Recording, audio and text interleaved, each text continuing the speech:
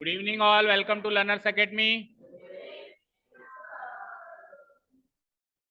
So the first exercise, punishment मिली है, किसी ने दी है, बोला है भाई एक ही लाइन में बैठना आप लोग, खड़े हो जाओ, सारे खड़े हो जाओ और सारे अलग अलग बैठ जाओ जल्दी।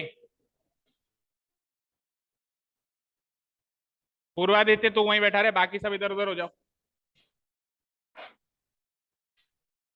और मैं क्या आ जा, तू राइट इन फ्रंट, जल्दी।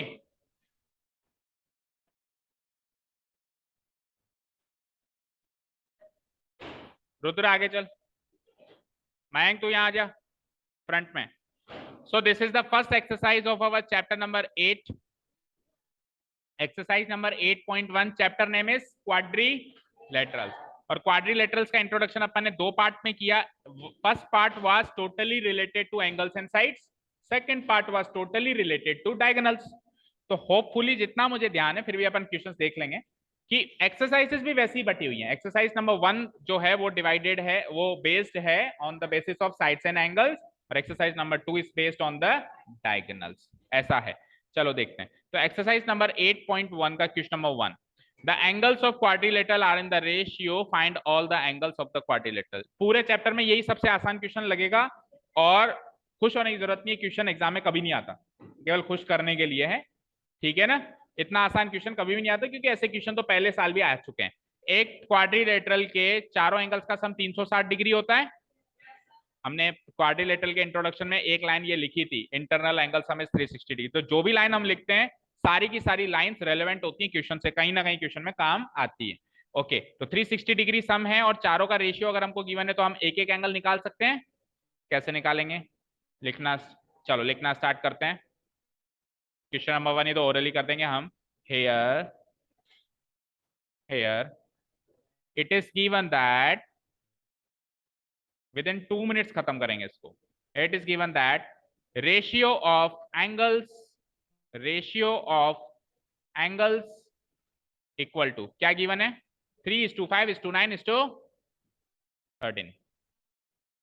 तो जैसे ही रेशियो गिवन हो तो आगे बढ़ने के दो तरीके होते हैं, एक होता है यूनिटरी मेथड और एक होता है एक्स मानने वाला मेथड, अल्जेब्रिक मेथड बोलते हैं इसको, एक्स मानने वाला या के मानने वाला मेथड। हम पहले एंगल को मान लेंगे 3x, दूसरे को 5x, तीसरे को 9x एंड चौथे को 13x, या 3k 5k 9k 13k, इसको बोलते हैं अल्जेब्रिक मेथड। और यूनिटरी मेथड होता है आप सीधे सम ऑफ रेशियोज निकालो, ये ज्यादा आसान होता है।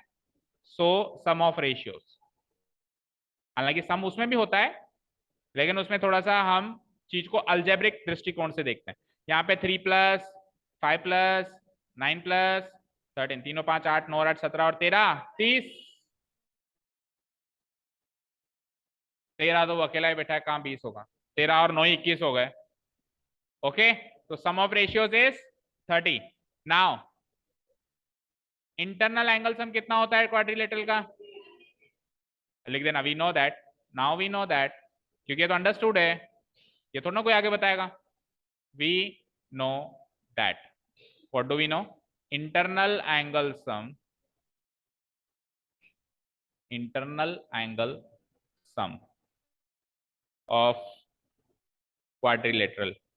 और लेटर से स्टार्टिंग में हमको ये भी लिख देना है कि एक क्वाड्रिलेटरल बनाना चाहो तो एबीसीडी बना सकते हो, उसके चारों एंगल्स का नाम हम क्या रख सकते हैं, angle A, angle B, angle C और एंगल डी। और अगर ऐसा नहीं करते हैं, ऐसा नहीं करते हैं कि एंगल ए एंगल बी, तो फिर आपको एंगल्स को डिनोट कराना पड़ेगा, first angle, second angle, third angle and fourth angle. आपकी इच्छा है कैसे भी करो। अभी अपन ने क्वाड्रिलेटरल नहीं बनाया, तो अभी अपन डिनोट करेंगे कैसे, first angle, second angle, third angle and fourth angle, equal to what, 360 degree.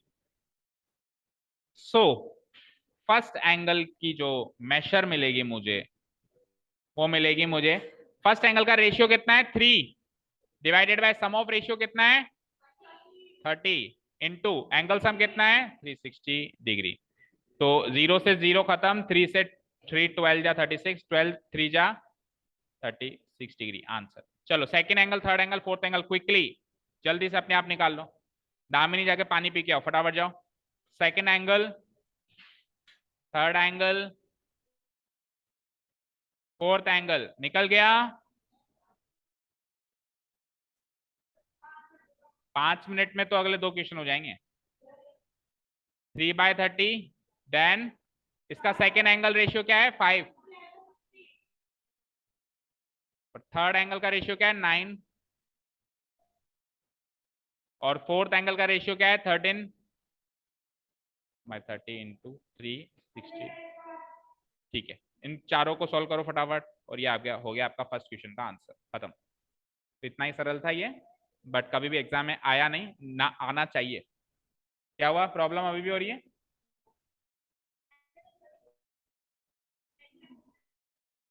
Science में नहीं हो रही थी?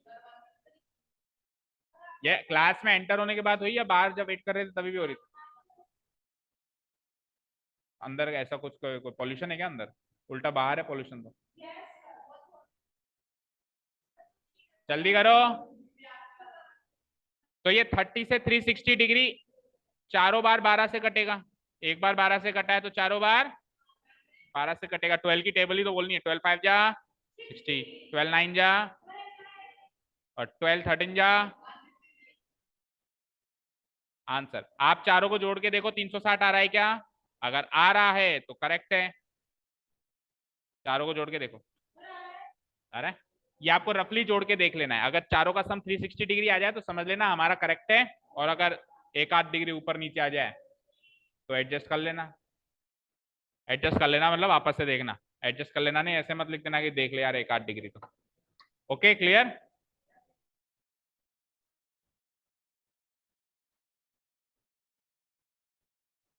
Very easy first question.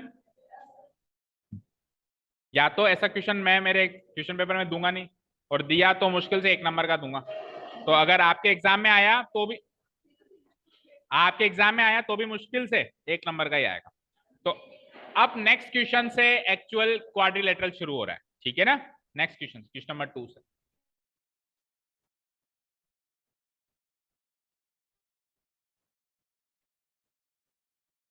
Question number 2 read out करते हैं, कर दूं उसको delete? Question number 2, if the diagonals of a parallelogram are equal. अच्छा डायगोनल्स का कॉन्सेप्ट है भाई, फिर तो मिक्स में है। फिर सेकंड एक्सरसाइज में वो क्या देगा, let's see. Pattern of questions कैसा है? अच्छा मिड पॉइंट थ्योरम अभी तक अपन ने की नहीं, तो दैट मींस क्वाड्रिलेटरल का इंट्रोडक्शन पार्ट 1 पार्ट 2 दोनों ही इस एक्सरसाइज में आ जाएंगे, ठीक है? सेकंड एक्सरसाइज में तो क्वाड्रिलेटरल के कॉन्सेप्ट्स के साथ साथ एक थ्योरम पढ़नी है, मिड पॉइंट थ्योरम, वो अपन फिर सेकंड एक्सरसाइज के इंट्रोडक्शन में ही पढ़ेंगे। चलिए, तो डायगोनल्स का मतलब है इसमें रोल, हमको लग रहा था नहीं है, सेकंड में ही आ गया। Okay, if the diagonals of parallelogram are equal then show that it is a rectangle. देखो क्वेश्चन समझो, एक पैरेललोग्राम है हमारे पास, उसके डायगोनल्स बराबर होते नहीं है वैसे, बट अगर कर दिए जाएं तो वो पैरेललोग्राम जैसे टेढ़ा मेढ़ा था, या तो इधर की साइड झुका हुआ था या इधर की साइड झुका हुआ था, तो डायगोनल्स इक्वल नहीं थे, छोटे बड़े थे।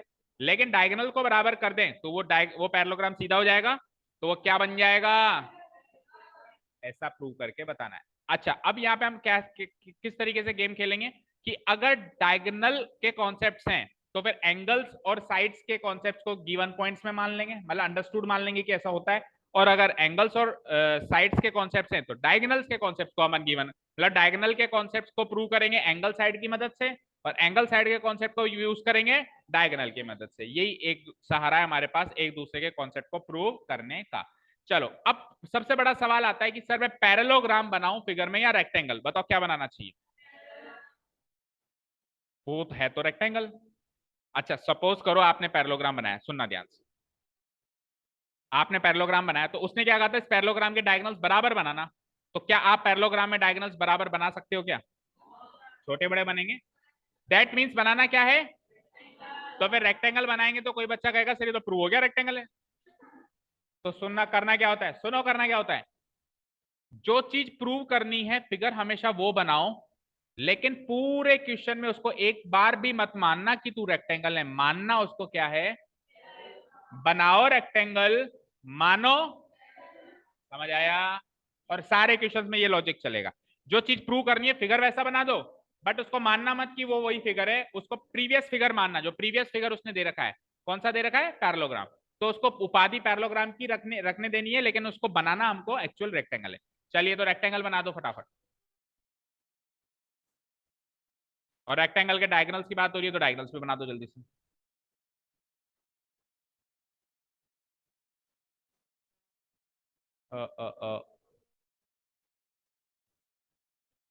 बन गया रेक्टेंगल, मयंक बन गया। ओके, डायगोनल्स बन गए इसके,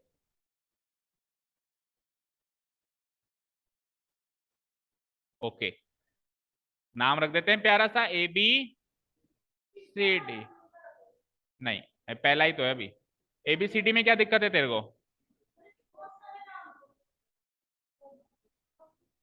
ABCD ने तो जिंदगी बना दी कईयों की। स्टार्टिंग दुनिया पढ़ाई की कहां से होती है? ABCD से होती है, और उससे तेरे को नफरत है। बच्चे तरसते हैं कि उनको बड़ी क्लासेस में ABCD पढ़ाया जाए। मैं पढ़ा रहा हूं तो तुम पढ़ नहीं रहे हो। बच्चे कहते हैं कि काश बड़ी क्लासेस में भी ABCD, A for Apple, B for ball. ठीक है, चलो ये हो गया यहां तक। EFGH कौन पढ़ाता है? इतना भद्दा लग रहा है सुनने में, या तो फिर PQRS पढ़ो। ABCD ओके, तो गिवन पॉइंट्स क्या हो जाएंगे बताओ? क्या है ये ABCD? क्या है? बनाओ रेक्टेंगल मानो। अगर अगर रुद्र पहली लाइन में ही लिख देगा कि ABCD इज ए रेक्टेंगल, तो प्रूव क्या करेगा धनिया? फिर प्रूव क्या करना है तेरे को जब तूने पहली लाइन में ही लिख दिया ABCD is a rectangle?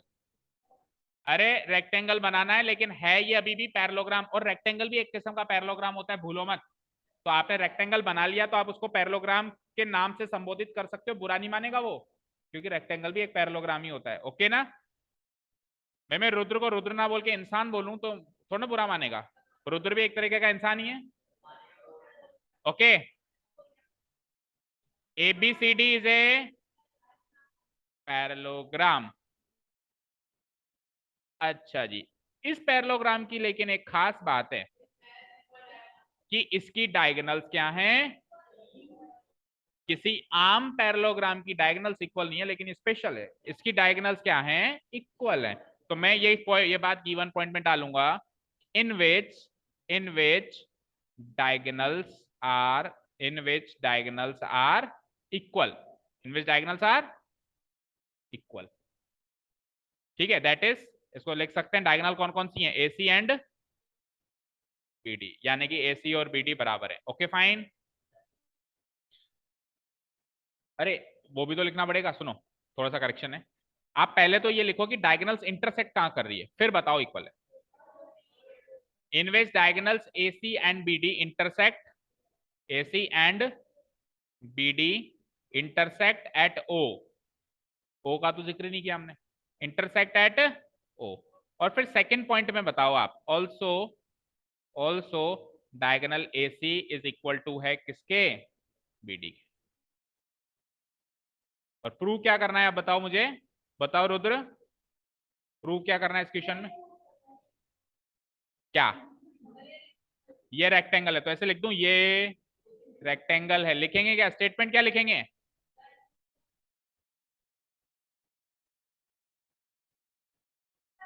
ABCD is ए,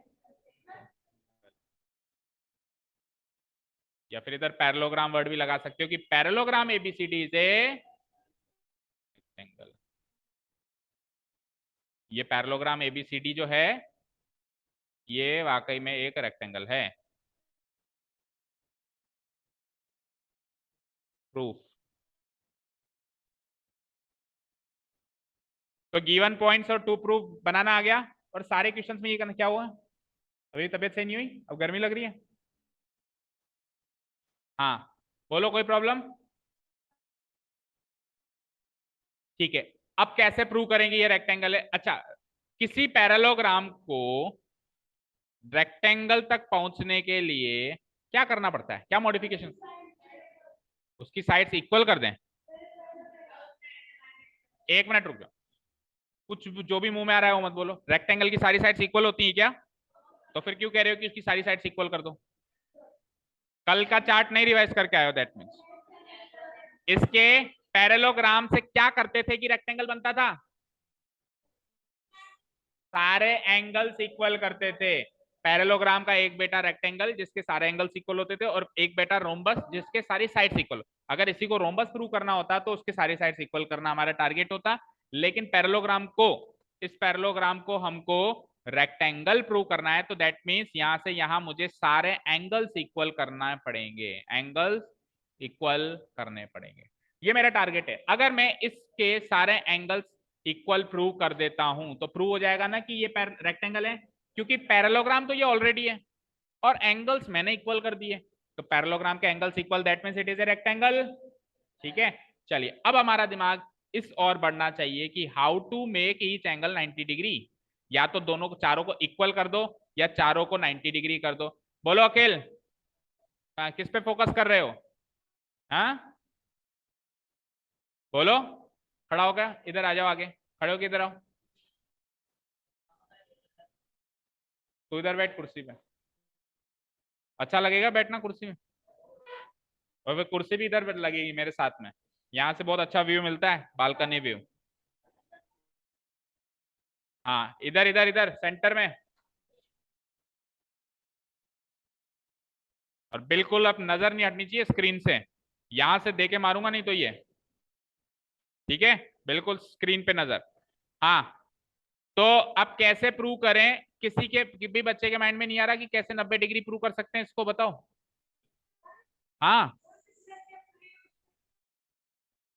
हाँ, उसी से करेंगे तो वो करो। कॉन्ग्रुएंस रूल यूज करने हैं, ये तो क्लियर है। कैसे कॉन्ग्रुएंस रूल यूज करूं मैं? अच्छा एक चीज सुनो, एक बहुत बढ़िया बात कहता हूं मैं। पैरेललोग्राम के चारों एंगल 90 डिग्री होते हैं तो वो रेक्टेंगल होता है ना? अब मैं एक स्टेटमेंट कहता हूं, बताना ट्रू है कि फॉल्स है। पैरेललोग्राम का एक एंगल 90 डिग्री होगा तो वो रेक्टेंगल बन जाएगा, ट्रू या फॉल्स? क्यों, चारों होने चाहिए ना? कैसे?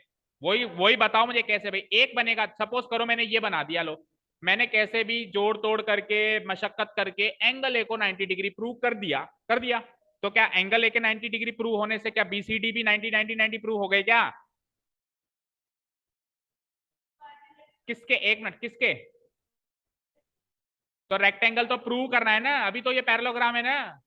पैरेललोग्राम के सारे एंगल्स इक्वल होते हैं क्या? नो। अभी हमारे पास रेक्टेंगल है ही नहीं, बस यही प्रॉब्लम है कि जब अपन रेक्टेंगल बना देते हैं ना तो बच्चे के पिक्चर में बस वो रेक्टेंगल छप जाता है। अरे ये एक पैरेललोग्राम है, पैरेललोग्राम के सारे एंगल इक्वल नहीं होते हैं। इसका मैंने एक एंगल 90 डिग्री प्रूव कर दिया, तो क्या चारों एंगल 90 डिग्री हो जाएंगे क्या? कैसे? एक मिनट अनुष्का बोलो।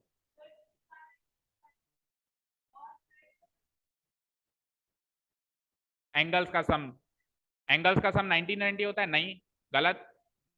नहीं, और कौन कह रहा था? बोलो विधि। अरे भाई पैरेललोग्राम के सारे एंगल इक्वल नहीं होते, ऑपोजिट तो होते हैं। तो अगर एंगल ए 90 प्रूव कर दो तो सी भी 90 नहीं होगा? अब अगर ये दोनों 90 हो गए तो 90 90 180 तो यही ले गए, टोटल एंगल सम कितना होता है? तो 180 ये दोनों ले गए तो 180 ये दोनों बाई लेंगे, और ये दोनों बाई भी तो बराबर हैं क्योंकि पैरेललोग्राम के दोनों पेयर एंगल्स इक्वल होते हैं। तो अगर 180 को बांटूंगा तो ये भी 90 में बटेगा और ये भी 90 में। दैट मींस पैरेललोग्राम का चारों एंगल को 90 डिग्री प्रूव करने की कोई जरूरत नहीं है। कैसे भी करके केवल एक एंगल 90 डिग्री प्रूव कर दो, बाकी के 90 डिग्री आपस में अपने आप प्रूव हो जाएंगे। तो अब आपके सामने मैं देखो टारगेट को छोटा करता जा रहा हूं। पहला टारगेट क्या था? रेक्टेंगल प्रूव करो। फिर मैंने टारगेट को छोटा कर दिया, चलो ये मत प्रूव करो, चारों एंगल 90 90 प्रूव कर दो। और मैंने टारगेट छोटा कर दिया कि चलो चारों मत करो, एक एंगल 90 डिग्री प्रूव करके बताओ। चलो अब इनमें से ए बी सी डी में से कोई भी एक एंगल 90 डिग्री प्रूव करके बताओ, कैसे करेंगे? You can use the congruence rules. हाँ हाँ, कौन से ट्राइंगल के बीच में? आरएचएस में क्या चाहिए होता है? 90 डिग्री का एंगल है तेरे पास, तो फिर कैसे आरएचएस यूज करेगा? 90 डिग्री तो बनाना है ना, अभी है थोड़ा ना तेरे पास। हाँ, आरएचएस को ट्राइंगल का नाम तो बता दो, क्राइटेरिया पे पहले पहुंच गए। ट्राइंगल तो बताओ, किन दो ट्राइंगल को कॉन्ग्रुएंट प्रूव करने वाले हो? तेज बोलो, तेज, कॉन्फिडेंस के साथ। D A B, D A B, 1 second, where is D A B? हाँ, डी ए बी ये वाला triangle, yes very good. Another? और डी सी बी, इधर वाला D C B, that means इधर वाला।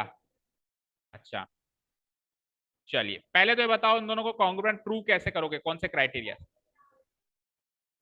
पैरेललोग्राम की दो साइड्स नहीं, आमने सामने की साइड्स इक्वल होती है, तो A B equal to D C और D A equal to B C, ठीक है, और बीच वाली साइड जो है वो कॉमन है, ठीक है। तो ये वाला ट्राइंगल, ये ट्राइंगल नंबर 1 ट्राइंगल नंबर 2 के कॉन्ग्रुएंट मिल तो गया, लेकिन उससे क्या साबित हुआ, अब सीपीसीटी से क्या मिलेगा इसके, कौन सा किसके बराबर, ये वाला एंगल इसके बराबर, एक मिनट, ये वाला एंगल इसके बराबर, वो तो पहले भी था, पैरेललोग्राम था वो, तो तुमने क्या किया भाई, आमने सामने का एंगल तो वैसे भी इक्वल था, ये तो पहले से पैरेललोग्राम है हमारे पास, तुमने क्या कर दिया, ज्यादा से ज्यादा तुम ये कर दोगे कि ये वाला एंगल इसके इक्वल कर दोगे और ये वाला एंगल इसके इक्वल कर दोगे, तो वो भी पहले ही पता था मुझे, क्यों, क्योंकि पैरेललोग्राम था ये, तो इसको अगर मैं ट्रांसवर्सल ले लूं तो वैसे ही इसके इक्वल हो जाता। तुमने ट्राइंगल सिलेक्शन गलत किया है, इससे कुछ भी हासिल नहीं हुआ है। अब सुनना ट्राइंगल ध्यान से, पहला ट्राइंगल सही चुना था, दूसरे में आपने गलती कर दी। दिस ट्राइंगल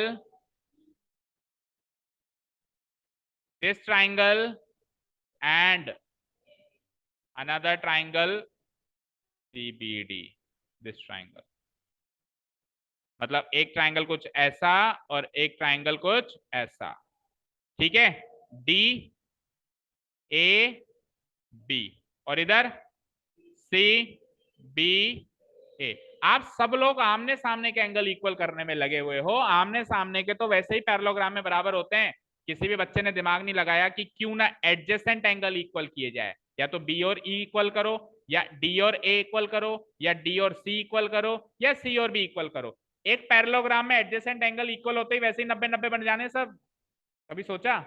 देखो पैरेललोग्राम, इधर देखो मेरी तरफ, पैरेललोग्राम में आमने सामने के एंगल तो वैसे ही इक्वल है ना, अगर मैं एडजेसेंट इक्वल कर दूं, ये या ये एडजेसेंट समझते हो, साथ लगे हुए, तो 90-90 के वैसे ही बन जाने, आमने सामने के तो वैसे इक्वल है, उनको तुम क्यों कर रहे हो कॉन्ग्रुएंस रूल से।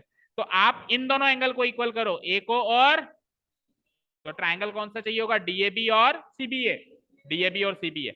अब इनको कॉन्ग्रुएंट करें कैसे, फर्स्ट ऑफ ऑल कॉन्ग्रुएंट इनको करें कैसे, तो देखो दो साइड तो है हमारे पास, डीए इक्वल टू बीसी, आमने सामने की साइड बराबर होती है, ठीक है, और A B equal to A B, common side आ गई। तीसरी चीज, अरे डीबी इक्वल टू सी, ये गिवन पॉइंट नहीं दिख रहा है क्या, इसको कब यूज करोगे, क्वेश्चन खत्म होने के बाद। AC इक्वल टू BD, ये डायगोनल्स भी तो इक्वल है, उसको कब यूज करोगे, तो ये diagonal DB equal to diagonal AC, तो एस कॉन्ग्रुएंस रूल से दोनों ट्राइंगल कॉन्ग्रुएंट हो गए। एक बार दोनों ट्राइंगल कॉन्ग्रुएंट हो गए तो कॉरस्पॉन्डिंग एंगल्स इक्वल हो गए। उससे क्या मिला सर, उससे बहुत कुछ मिला, ये एंगल इसके इक्वल आ गया। अब ये ऑलरेडी एक पैरेललोग्राम है क्या, ये ऑलरेडी एक पैरेललोग्राम है क्या, तो पैरेललोग्राम की आमने सामने की साइड पैरेलल होती है क्या, पैरेलल होती है, तो ये ट्रांसवर्सल हो गई क्या, तो ये alternate angles on the same side of transversal sum 180 देगा क्या, और दोनों इक्वल भी हैं, तो कैसे बटेगा, और एक बार ये दोनों 90 तो इसके सामने वाला ये भी 90, इसके सामने वाला ये भी 90, चारों 90, दैट मींस इट इज ए, समझ आया, समझ आया, ओके चलो स्टार्ट कर देते हैं अब।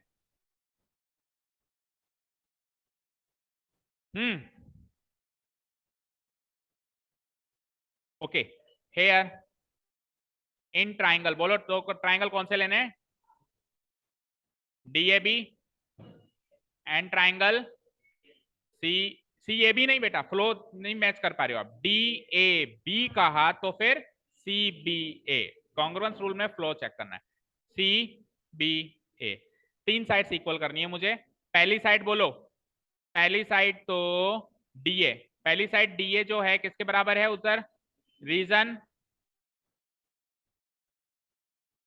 DA और CB क्यों बराबर हैं, पैरेललोग्राम की ऑपोजिट साइड्स हैं, ये क्या है, ये opposite sides of parallelogram equal होती हैं, ऑपोजिट साइड्स ऑफ पैरेललोग्राम, ठीक है।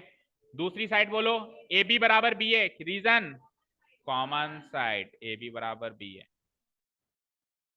Common side. तीसरी साइड AC इक्वल टू, यहां BD लेना पड़ेगा, यहां BD लेना पड़ेगा, एंड वहां पे reason given, it is given AC equal to BD, diagonals equal हैं वो मुझे गिवन है। ओके, तो सो बाय यूजिंग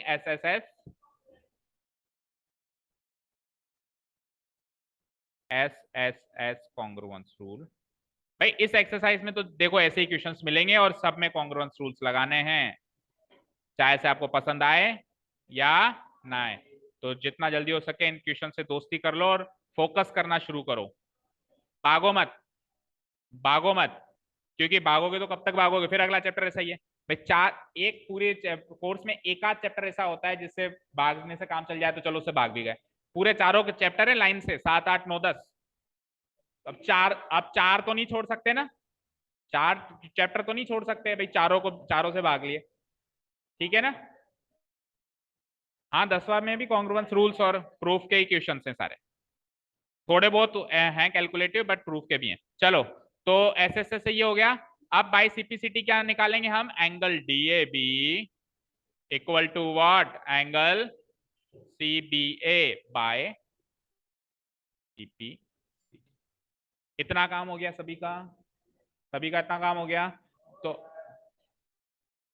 तो एक पड़ाव पार कर लिया, एक पड़ाव पार कर लिया हमने इस क्वेश्चन का। हमने ये वाला एंगल इसके इक्वल, अच्छा देखो ये दोनों ट्राइंगल, ये तो दोनों इक्वल हुआ। सपोज करो मुझे, अब आप खुद आइडेंटिफाई करके बताओ, ये वाला एंगल इसके इक्वल करने के लिए कौन से दो ट्राइंगल लेते हैं।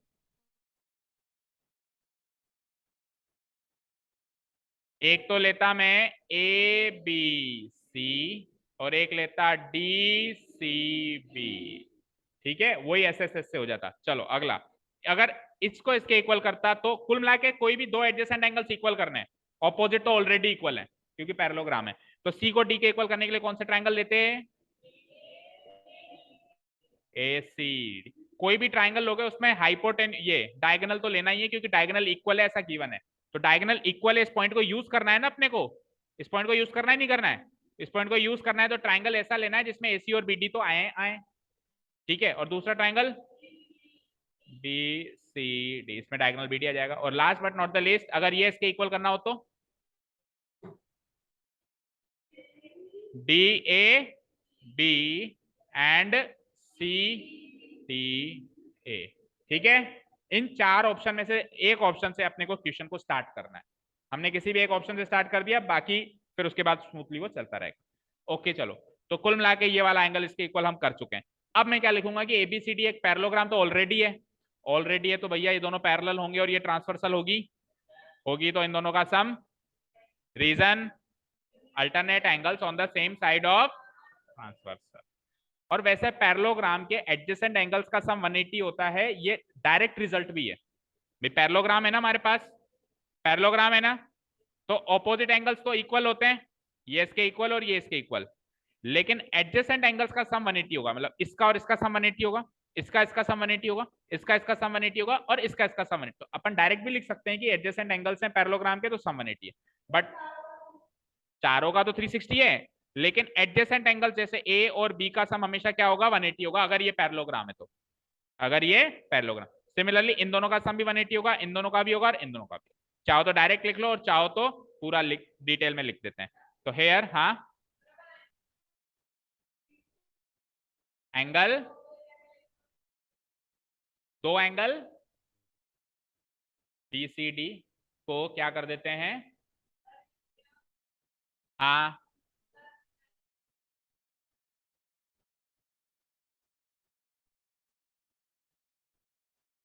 हाँ, ये लॉजिक भी करेक्ट है रुद्र का, सुनो भाई, दिमाग लगाया छोरे ने। देखो इधर देखो, लेकिन उसके लिए भी ABCD पैरेललोग्राम वाली लाइन तो लिखनी पड़ेगी। सुनो इधर देखो, हम ये भी कर सकते हैं कि A और B तो इक्वल आ गए, A ऑलरेडी C से इक्वल है और B ऑलरेडी D से इक्वल है, तो कुल मिला के चारों इक्वल आ गए, चारों इक्वल आ गए तो चारों 90-90 हो जाएंगे। लेकिन A C के इक्वल है और B D के इक्वल है, इसके लिए भी तो लिखना पड़ेगा कि ABCD इज ए पैरेललोग्राम, तो ABCD इज ए पैरेललोग्राम वाली लाइन तो लिखनी पड़ेगी। चलो रुद्र वाले तरीके से चलते हैं, तो लिखिए now ABCD is a parallelogram, या here ABCD is a parallelogram, ये गिवन है, इज ए, ये गिवन है, बोलो। एंड एक काम और करो बेटा, देखो जब अपन चारों एंगल की बात कर रहे हैं तो उसको सिंगल सिंगल लेटर से लिख देते हैं, तो ये angle DAB equal to angle CBA को मैं नीचे लिख देता हूं, डीएबी को सिंगल लेटर से क्या लिख सकता हूं, एंगल ए, क्योंकि पूरा एंगल ए कवर हो रहा है ना डीएबी में, और एंगल सीबीए को पूरा एंगल बी, और लेकिन ये angle A equal to angle B जो होगा वो क्वाड्रिलेटरल एबीसीडी में होगा। किस में होगा? और पैरेललोग्राम, पैरेललोग्राम है ना वो, मतलब पैरेललोग्राम तक तो ऑलरेडी गिवन है ना, इसको थोड़ा नीचे कर देते हैं, आप जानो आपकी, angle A equal to angle B in parallelogram ABCD. Parallelogram ABCD में एंगल ए और एंगल बी इक्वल आ गए, क्योंकि एंगल डी ए बी, देखो देखो इधर देखो स्क्रीन पे देखो फिर से, एंगल डी ए बी में ये पूरा एंगल काउंट हो गया ना, तो पूरे क्वाड्रिलेटरल का एंगल ए माना जाएगा ना ये। अगर मान लो डी ए सी होता, ये इतना एंगल होता, तो मैं उसको सिंगल लेटर एंगल ए नहीं लिख सकता था, या फिर अगर ये नीचे वाला होता सी ए बी, तो भी मैं इसको पूरा एंगल ए नहीं लिख सकता था, लेकिन ये पूरा ही काउंट हो गया ना डीएबी, तो क्वाड्रिलेटरल डीएबी में तो ये पूरा एंगल ए और सीबीए जो होगा पूरा एंगल बी हो सकता है, हो सकता है। सिंगल सिंगल लेटर लिखने से हमारे क्या है, अब नीचे के कॉन्सेप्ट थोड़े से आसान लगेंगे हमको। तो angle A equal to angle B हो चुका है किसमें, पैरेललोग्राम एबीसीडी में। चलिए अब लिखिए यार, एबीसीडी से पैरेललोग्राम गिवन है, सो आमने सामने के एंगल्स इक्वल होंगे, यानी एंगल ए किसके इक्वल होगा, किसके, एंगल सी के, और एंगल बी किसके इक्वल होगा, एंगल डी के। रीजन क्या लिख, इसके सामने पहले लगाओ, देखो ये जो एंगल ए और एंगल बी इक्वल है, इसको तो मान लो इक्वेशन 1, एंगल ए और एंगल सी को मानो इक्वेशन 2, और एंगल बी को एंगल डी से इक्वल करके इसको मानो इक्वेशन 3। तो फ्रॉम 1 2 एंड 3 चारों इक्वल हो जाएंगे, A equal to B equal to C equal to D, बताओ। और इसके सामने रीजन भी डाल दो, उनका कॉमन रीजन, ये क्या है, ऑपोजिट एंगल्स ऑफ पैरेललोग्राम है, ऑपोजिट एंगल्स डाल दो बस, पैरेललोग्राम के ऑपोजिट एंगल्स, ठीक है। अब इक्वेशन नंबर 1 क्या कहता है कि ए बराबर बी, इक्वेशन 2 क्या कहता है, ए बराबर सी, इक्वेशन 3 क्या कहता है, डी बराबर डी। तो देखो ए बी के बराबर और ए सी के बराबर, तो बी भी सी के बराबर, और बी डी के बराबर है तो सी भी डी के बराबर, तो कुल मिला के ए बी सी डी चारों बराबर। तो फ्रॉम इक्वेशन 1 2 3 एंड 4, तो from equation 1, equation 2, equation 3, equation 3 तो है, 3 ही तो है, 4 तो है नहीं, 3 है ना, चौथी का है। From equation 1 2 and 3 we get angle A equal to angle B equal to angle C equal to angle D. So parallelogram ABCD एक ऐसा पैरेललोग्राम बन चुका है, is a parallelogram, is a parallelogram, गलत लिख दी क्या स्पेलिंग, पैरेललोग्राम इन विच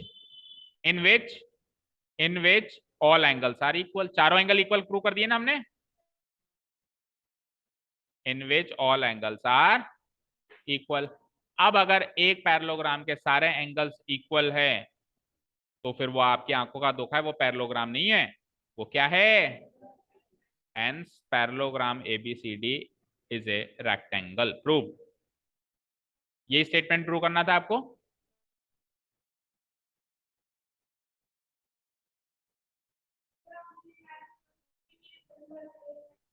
चारों एंगल इक्वल कर दो बस, दैट्स इट, ठीक है ना, क्योंकि रेक्टेंगल की डेफिनेशन क्या लिखी थी हमने, rectangle is a parallelogram in which all the angles are equal. अब अगर अपन ने चारों को 99, अगर आपको 90-90 करना है, तो फिर उसके लिए आपको यहाँ पे एक स्टेप और डालना पड़ेगा। देखो इधर ए बी सी डी बराबर है, फिर अपन डालेंगे कि angle A plus angle B plus angle C plus angle D 360 होता है किसी भी क्वाड्रिलेटरल में। अब चारों का सम 360 है, चारों बराबर हैं, सो ए बी सी डी बराबर क्या हो जाएगा, 90-90 ईच। तो वो आप लिखो तो भी ठीक, नहीं लिखोगे तो भी चलेगा, क्योंकि इक्वल होना ही काफी है रेक्टेंगल बनाने के लिए, ठीक है, एंगल्स का इक्वल होना काफी है। चले नेक्स्ट क्वेश्चन पे, चलो कर दो उसको डिलीट, मजा आया करने में, तो अगला अपने आप करो फिर। हाँ जी, question number 3 is an important one, question number 3 is an important one. देखो, show that if the diagonals of a quadrilateral, अब की बार एक साधारण क्वाड्रिलेटरल मानना है उसको। पिछले क्वेश्चन में कम से कम पैरेललोग्राम तो था आपके हाथ में, तो आमने सामने के एंगल्स तो इक्वल थे। अब की बार तो वो भी नहीं है, केवल और केवल क्या है, क्वाड्रिलेटरल है, लेकिन उसके डायगोनल्स जो हैं बाइसेक्ट करते हैं एक दूसरे को राइट एंगल पे। तो डायगोनल्स की दो प्रॉपर्टी मिल गई, एक तो बाइसेक्शन, तो बाइसेक्शन से पता चल गया भैया तू पैरेललोग्राम है, और राइट एंगल पे उससे पता चल गया तू रोम्बस है। किसके डायगोनल से एक दूसरे को 90 डिग्री पे काटते थे? प्रूव क्या करना है? रोम्बस। प्रूव भी वही करना है, रोम्बस। तो बनाएंगे क्या, मानेंगे क्या? एक आम आदमी, आम क्वाड्रिलेटरल, ठीक है ना, सामान्य आदमी मानेंगे उसको। ठीक है, चलो बनाओ रोम्बस, रोम्बस बनाओ जल्दी से। इसकी थोड़ी चौड़ाई कम कर दो, बन जाएगा रोम्बस। अच्छा रोम्बस बनाना है, सॉरी, तो पूरा ही चेंज करना पड़ेगा। और डायगोनल्स बना दिए और बाइसेक्ट करवा दिए एक दूसरे को, और राइट एंगल पे करवा दिए।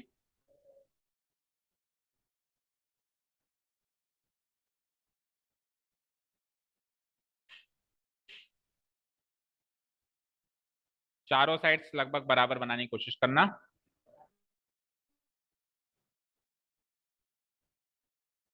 और डायगोनल्स करवा दो एक दूसरे को इंटरसेक्ट एट ओ,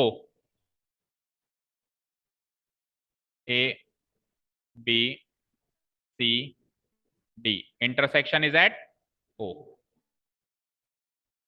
हो गया, गिवन पॉइंट लिखो अपने आप। एबीसीडी क्या है हमारे पास, in which diagonals AC and BD intersect each other at O। हाँ 90 डिग्री भी है, लेकिन वो सेकंड पॉइंट। बाइसेक्ट भी है, वो दूसरा तीसरा। पहला गिवन पॉइंट तो जनरल इंट्रोडक्शन कि ABCD is a quadrilateral in which diagonals intersect at O। उसके बाद दूसरा बाइसेक्शन वाला, तीसरा 90 डिग्री परपेंडिकुलर होने वाला, ठीक है ना। पहला गिवन पॉइंट है कि ABCD, पॉइंट नंबर 1 डाल दो, ABCD इज ए क्वाड्रिलेटरल। बिल्कुल ही कंगाल कर दिया हमको, कम से कम पैरेललोग्राम तो देता तो कुछ तो यूज करते, नहीं, पर क्वाड्रिलेटरल ले। तो ABCD is a quadrilateral in which diagonals AC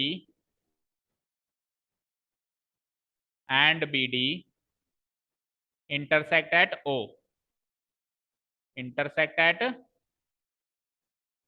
O। और दूसरा गिवन पॉइंट है कि डायगोनल जो हैं वो बाइसेक्ट कर रहे हैं, डायगोनल बाइसेक्ट कर रहे हैं, इसका मतलब बताओ क्या होता है, AO बराबर CO और BO बराबर DO। तो उसकी लाइन थोड़ी ना लिखेंगे हम, तो हमको इसको हमारी लैंग्वेज में कन्वर्ट करके मैथमेटिकल स्टेटमेंट लिखेंगे ताकि यूज में आए वो चीज।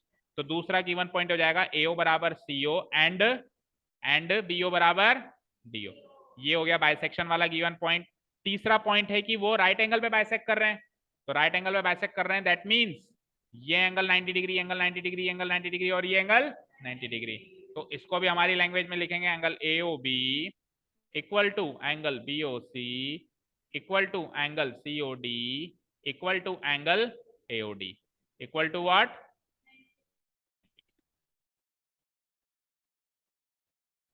To prove. क्या प्रूव करना है कि quadrilateral ABCD is a rhombus.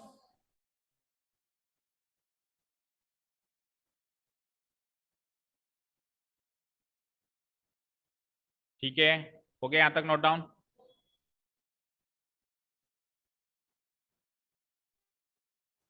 मतलब अगर आप ये दो बातें करते हो ना, तो आप उस क्वाड्रिलेटरल को रोम्बस बनाने से रोक ही नहीं सकते। आप बना के बताओ एक ऐसा क्वाड्रिलेटरल, रोम्बस मत बनाओ और ये दो बातें करके बताओ उसमें। मतलब जैसे आप यहाँ पे 90 90 90 90 और ये इसके बराबर करो, ऑटोमेटिकली वो रोम्बस ही बनेगा, वो एक आम क्वाड्रिलेटरल बन ही नहीं सकता। ओके, अभी हमारे पास क्या है, बनाना क्या है, तो एक क्वाड्रिलेटरल से रोम्बस की जर्नी में क्या क्या करना पड़ेगा। एक साधारण क्वाड्रिलेटरल को रोम्बस बनाने के लिए क्या क्या करना पड़ेगा, क्या रोम्बस की डेफिनेशन, डायगोनल फाइनल सब भूल जाओ, मुझे बताओ एक क्वाड्रिलेटरल रोम्बस कब बनता है, जब उसकी सारी साइड बराबर हो जाती है, एक क्वाड्रिलेटरल जिसकी सारी साइड बराबर है वो रोम्बस है, सरल सी परिभाषा है। दैट मीन्स मुझे कुछ भी करके A B B C C D A D को बराबर करना है। अगर मैं चारों साइड बराबर कर दूं तो कुछ लिखने की जरूरत नहीं, सीधे लिख दूंगा रोम्बस है। लेकिन स्क्वायर तो एक कदम आगे, सुनो मेरी बात, स्क्वायर एक कदम आगे है। अगर आप स्क्वायर प्रूव कर दोगे तो मैंने प्रूव कर दिया कि आप 12वीं पास हो तो ऑटोमेटिक प्रूव हो गया ना आप 10वीं पास हो। तो आप स्क्वायर प्रूव कर दोगे तो वो बढ़िया बात है, लेकिन आप चारों साइड इक्वल हैं तो आप कभी नहीं लिख सकते कि वो स्क्वायर है। उसके साथ चारों एंगल भी इक्वल चाहिए। चारों स्क्वायर ने दोनों के गुण लिए थे, रोम्बस के और रेक्टेंगल के। समझ आई बात? तो हमारा टारगेट क्या हो गया, इसको रोम्बस प्रूव करना, और रोम्बस प्रूव करने का मतलब है हमारा टारगेट हो गया इसके चारों साइडों को बराबर करना। अब सवाल यह है कि सर चारों साइड कैसे बराबर हो? सोचो। अच्छा, चारों साइड को बराबर करने के लिए ये पार्ट्स यूज कर सकते हो कि एओ बराबर सीओ है, बीओ बराबर डीओ है, या एंगल्स इक्वल है, इन चीजों को आप यूज कर सकते हैं। हाँ, कॉन्ग्रुएंस रूल लगाओ पहले, तो किस में लगाओ? एओसी, एओसी ट्राइंगल है क्या? ए बी सी में ए डी सी कह रहा है क्या? ओके, ए डी सी में मुझे एक चीज बता, इनमें से कोई भी एक एंगल आ रहा है क्या? इसको नहीं यूज करेगा क्या? इनमें से इस पॉइंट को भी तो यूज करोगे।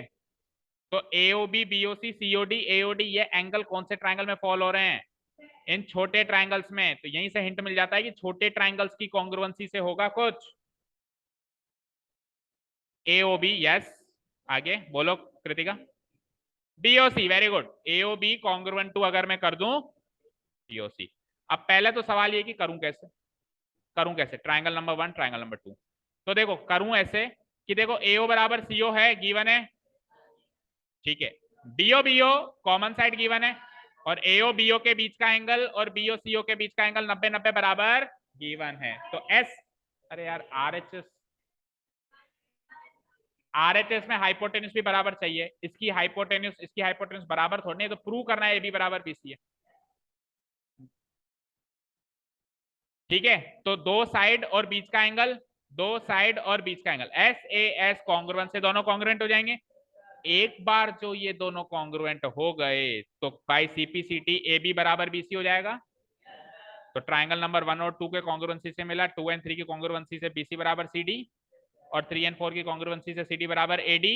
तो फ्रॉम 1 2 3 4 ए बी बराबर बीसी बराबर सीडी बराबर AD, hence ABCD is a clear.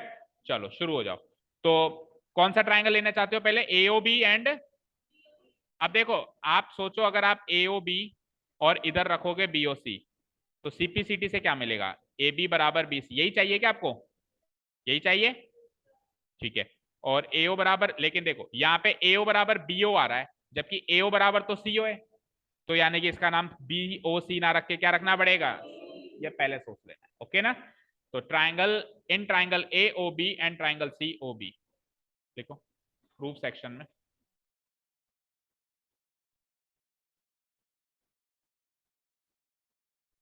Here in triangle AOB and triangle, दूसरा कौन सा लिया, सीओबी। देखो फ्लो भी मैच कर रहा है, एओबी सीओबी मैच कर रहा है, नहीं कर रहा है? सीओबी, पहले तो ट्राइंगल कॉन्ग्रुएंट करना है, तो एओ बराबर सीओ गिवन, और अब एंगल बीच में ले लें, साइड एंगल साइड में। तो एंगल एओबी बराबर angle COB equal to 90 degree, ये बात भी है गिवन। थर्ड पॉइंट में देखो दोनों 90-90 हैं। और तीसरा ओबी बराबर ओबी कॉमन, देख लो ध्यान से, क्योंकि अगले तीन बार कॉन्ग्रुएंस रूल लगेगा इस क्वेश्चन में, एक बार मैंने लगवाया है, 2 बार आपको लगाना है। So by using SAS, so by using SAS congruence rule,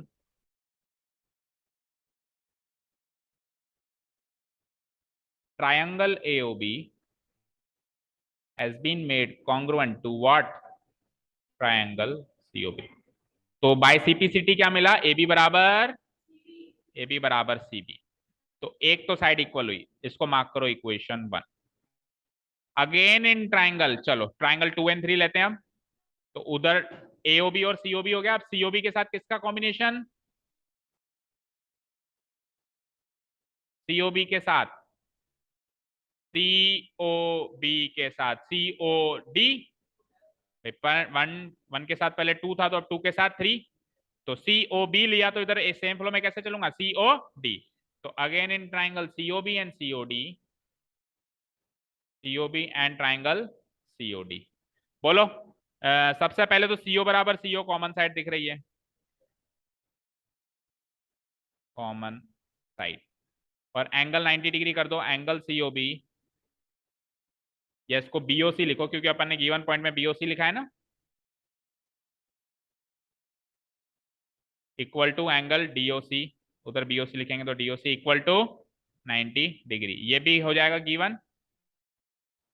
अच्छा, और तीसरी साइड बोलो, डीओ बराबर डीओ गिवन, डीओ बराबर डीओ, ये सेकंड पॉइंट में गिवन लिखा है हमने। तो अगेन बाय यूजिंग एस हो जाएगा। तो by using S congruence rule, triangle COB has been made congruent to triangle COD by CPCT। इससे क्या लेंगे? क्या लेंगे? BC बराबर DC। ये ले लो इक्वेशन 2। और अब एक आखिरी इक्वेशन आप बना के बताएंगे। अच्छा, 3 इक्वेशन से काम चल जाएगा या चौथी भी बनानी पड़ेगी? सोचो। 3 से चल जाएगा। जब 4 को इक्वल करना है तो 3 से चल जाता है, जब 3 को इक्वल करना है तो 2 से चल जाता है। याद रखना, एक इक्वेशन कम से काम चल जाता है। अभी बताएंगे कैसे। चलो एक इक्वेशन अब अपने आप बनाओ। ट्राइंगल बताओ कौन सा होगा पहले तो। ये और ये हो चुका है, ये इससे हो चुका है, ये इससे हो चुका है। तो अब ये इससे, तो इसका नाम हमने क्या लिखा था अभी अभी? सीओडी। तो उसका नाम क्या लिखे? फिर गलत फ्लो बोल रहा है। अरे इसमें और इसमें डीओ कॉमन है, तो सीओडी, तो एओडी। ओडी ओडी पे खत्म करेगा ना, फ्लो तो मिलाएगा सीओडी एओडी। ठीक है, चलो तो लो अपने आप लो। अब ये काम तो अपने आप करो। थर्ड एंड फोर्थ ट्राइंगल में सीओडी एंड एओडी में कॉन्ग्रुएंस रूल स्थापित करके सीपीसीटी निकालो। वो आप अपने आप करोगे।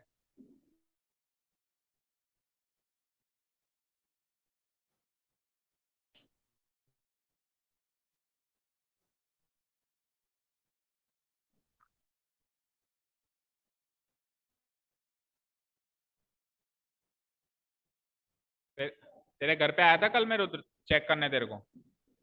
मिला नहीं तू? मैंने कहा पढ़ाई वढ़ाई कर रहा होगा। किसके घर पे?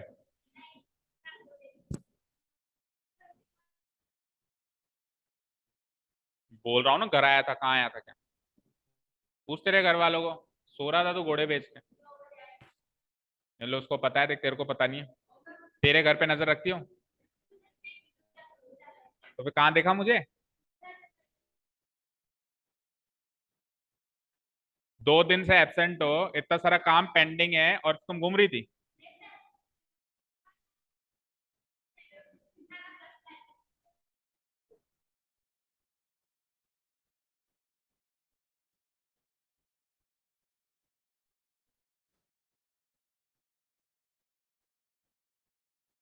हो गया क्या?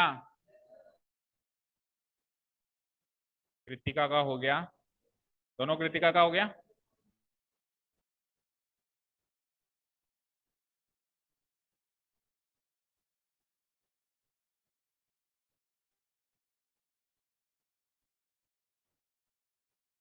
विनीत हो गया? अखिल हो गया?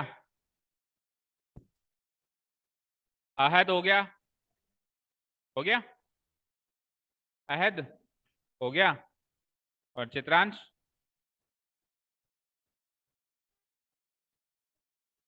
पीछे से Ishani?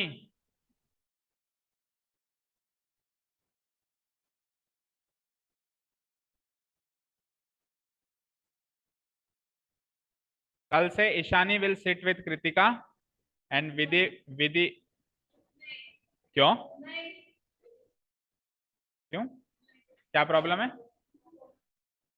And Vidhi will sit with Divyanshi. ये दोस्ती तोड़नी पड़ेगी अगर सबकी ग्रोथ करनी है तो। नहीं तो सब डूब मरोगे।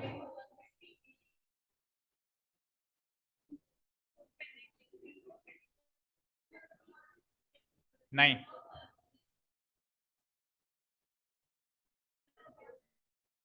ओके, हो गया क्या सभी का? अनुष्का हो गया, पीछे से पूर्वादित्य, चित्रांश, इधर कोने आगे मयंक।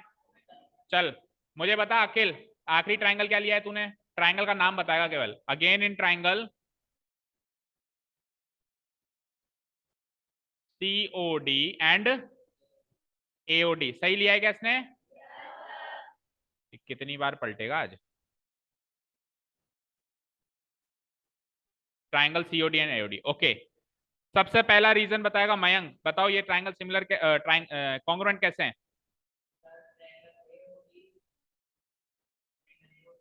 एंगल AOD, पहले ट्राइंगल तूने COD लिया है कि AOD लिया है?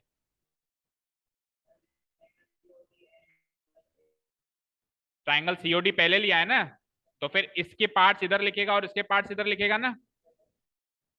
हाँ बताओ, अब सही करके बताओ क्या लिखोगे? Angle COD equal to angle AOD, सही लिखा है क्या इसने? वैसे तो सही लिखा है, बट SAS में SAS लगा रहे हो तो पहले साइड आएगी, फिर एंगल आएगी, फिर साइड आएगी।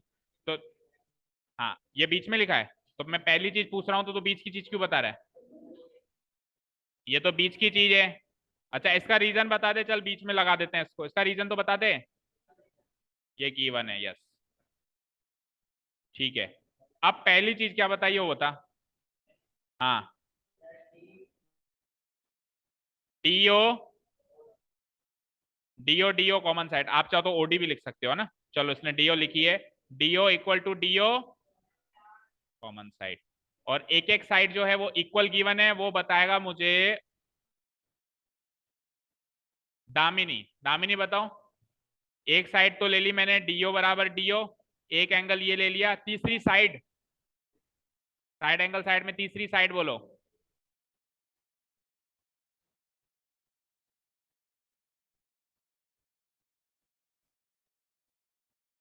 नहीं हुआ अभी तक आपसे? हाँ, करा ही नहीं है, क्यों इतना टाइम क्यों लग रहा है? बोलो Charu. CO equal to AO, very good, CO equal to AO, ये CO और AO इक्वल गिवन है ना, CO equal to AO, it is given. So again by using what?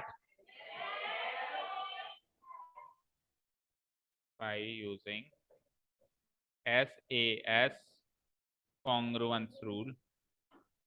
और अब अगला क्वेश्चन अहद से, Ahad be ready. Triangle COD congruent तो कर दिया हमने ट्राइंगल AOD, लेकिन हमने इसको कॉन्ग्रुएंट क्यों किया? इसके CPCT से हम अहद क्या लेंगे? Very good, CD equal to AD, this will be my equation number 3।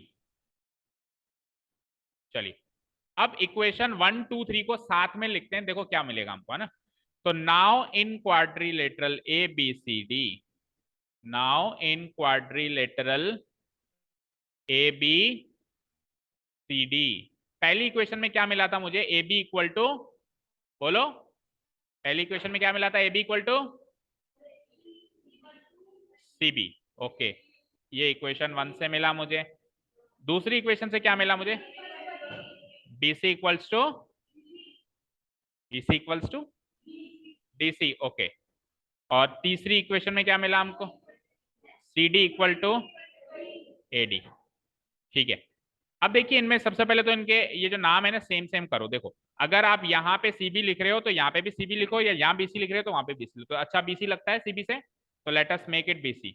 और साइड को आप उल्टा कभी भी पढ़ सकते हो, उसमें कहीं भी कोई बुराई नहीं है। तो AB इक्वल टू BC करो और BC इक्वल टू यहाँ CD करो, ठीक है। ऊपर जो भी मिला, लेकिन अभी अपन कंपाइल कर रहे हैं ना चीजों को कंपाइल कर रहे हैं, तो सेम सेम नाम रखने की कोशिश करें। तो AB equal to BC equal to CD equal to AD। अब देखना यहाँ पे चौथी इक्वेशन की जरूरत ही नहीं पड़ेगी। AB BC के इक्वल, दूसरा जना कहता है BC CD के इक्वल, तीसरा जना कहता है कि CD, तो AB इक्वल टू AD तो वैसे ही हो गया ना, उसको लिखने की जरूरत थोड़ी ना। तो, तो सारी इक्वल हो गई, तो मैं लिख दूंगा so from equation 1 2 3 and 4।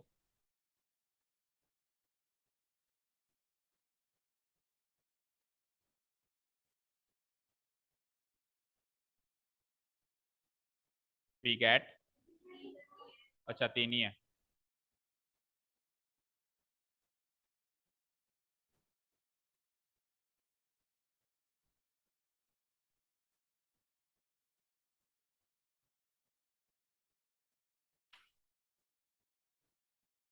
from equation 1 2 and equation 3 we get what, AB equal to BC equal to CD equal to AD. Hence quadrilateral ABCD is a quadrilateral in which all sides are equal हो चुकी हैं, is a quadrilateral in which all sides are equal. So quadrilateral ABCD is a rhombus.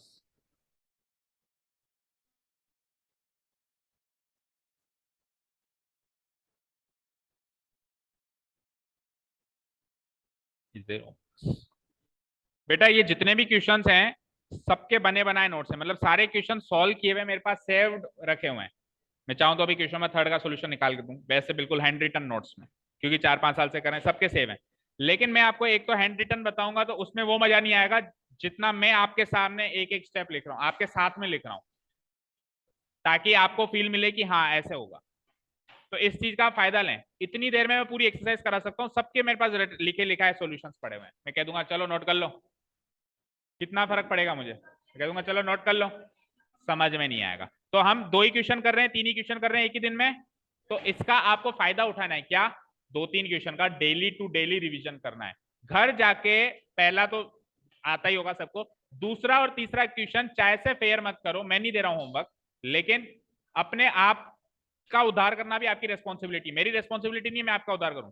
तो आपको क्या करना है, घर जाके चाहे से रफली करो, दोनों क्वेश्चन एक बार अपने आप से करके देखने की, देखें मुझसे होते हैं क्या, और जहां अटको वहां वीडियो देखो, फिर भी नहीं आया तो अगले दिन आके पूछो। करोगे? नहीं तो अगर नहीं किया तो चैप्टर के एंड में पूरी खिचड़ी बन जानी है, क्योंकि बहुत सारी चीजें अभी डिस्कस करनी। तो डेली का डेली रिवीजन करते रहो डेली बेसिस पे, ठीक है। Thank you so much for listening to us, have a nice day, keep learning, bye bye.